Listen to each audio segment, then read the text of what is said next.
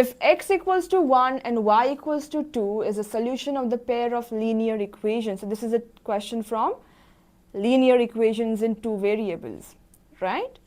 And now they have told you there are two equations given to you. If there are two equations given to you, then what will you do?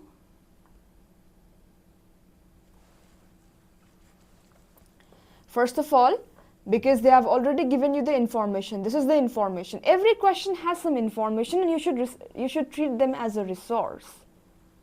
Okay? And now, the thing is, out here, they have given you x is equal to 1, y equals to 2, which means I'm going to plug in the value of x as 1 and y as 2 to both of the equations. So let's do that. Into the first equation, if I'll plug in, I'll get 2 times 1 minus 3 times 2 plus a equals to 0. Okay? And now 2 minus 6 plus a is equal to 0. 2 minus 6 is minus 4. Sending it to the other side becomes plus 4. So a equals to 4. We got the value here.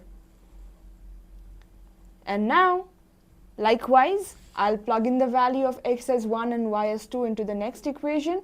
So I'll do 2 times 1 plus 3 times 2 minus b should be equal to 0. 2 times 1 is 2 plus 6 minus b. Note that b is negative, so I can send that b to the other side to make it positive, right? So that clearly gives me b equals to 8. So now question is asking me what's the connection? Clearly a here is 4, b is 8. So b is double of a, right? b equals to 2a. That has to be the connection between the two equations and the missing variables a and b. So this is the answer here, 2a equals to b. This is how you'll approach a question like this. Easy, yeah?